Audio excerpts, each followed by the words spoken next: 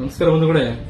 2026 ಯುಗಾದಿಯ ಹೊಸ ವರ್ಷದ ಒಂದು 2 ರಾಶಿಯವರಿಗೆ ಬಹಳ ವಿಶೇಷವಾಗಿ ಬಂದಿದೆ. ಆ ರಾಶಿ ಅದೃಷ್ಟಗಳು ತುಂಬಾ ಚೆನ್ನಾಗಿ ಬಂದಿದೆ ಈ ವರ್ಷ.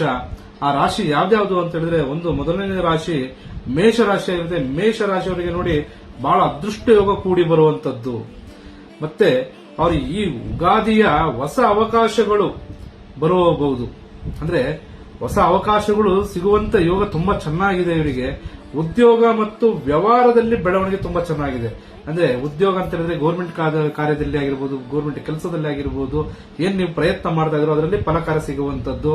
ಮತ್ತು ವ್ಯಾಪಾರದಲ್ಲಿ ವ್ಯವಹಾರಗಳಲ್ಲಿ ಏನು ನಷ್ಟ ಆಗ್ತಾ ಇತ್ತು ಹಿಂದೆ, ಅದು ನಿಮಗೆ ಲಾಭಾಂಶದಲ್ಲಿ ಬೆಳವಣಿಗೆ ಆಗುವಂತದ್ದು. ಆದ್ರೆ ಮಾಡಬೇಕಾಗಿರೋದು ನೀವು ಇಷ್ಟೇ, ಬಹಳ ತಾಳ್ಮೆಯಿಂದ ವರ್ತನೆ ಮಾಡಬೇಕು. ಕೋಪ ಬೇಡ, ಕೋಪವನ್ನು ಬಹಳ ನಿಯಂತ್ರಿಸಬೇಕು ನೀವು. ಈ ಸಿಟ್ಟು ಕೋಪ ಎಲ್ಲ ಬಿಟ್ಟು ಬಹಳ ಶಾಂತವಾಗಿ ನೀವು ಈ ಕಾರ್ಯಗಳನ್ನ ಮಾಡ್ತಾ ಹೋದ್ರೆ 100% ನಿಮ್ಮಲ್ಲಿ 100% ಸಕ್ಸಸ್ ಆಗುತ್ತೆ. ಆದ್ರೆ ಎಲ್ಲದೂ ಒಳ್ಳೆಯದನ್ನು ಫಲ ಅನ್ನೋದು ನಿಮಗೆ ಸಿಗುವಂತದ್ದು ಮೇಷ ರಾಶಿಯವರಿಗೆ ಈ ತರ ಇದೆ. ಮತ್ತೊಂದು ರಾಶಿ ವೃಷಭ ರಾಶಿ. ನೋಡಿ, ವೃಷಭ ರಾಶಿ ಬಹಳ ವಿಶೇಷವಾಗಿ ಹೇಳೋಕೆ ಹಣದಲ್ಲಿ ಬಹಳ ಉತ್ತಮ ಇದೆ ಈ ಸತಿ.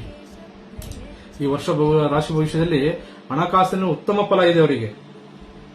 ಅವರು ಅದೃಷ್ಟ ಅನ್ನೋದಕ್ಕಿಂತ ಗೆಸ್ಸೆ ಮಾಡಿರೋದಿಲ್ಲ ಅವ್ರ ಲೈಫಲ್ಲಿ, ಯೋಚನೆ ಕೂಡ ಇರುವುದಿಲ್ಲ.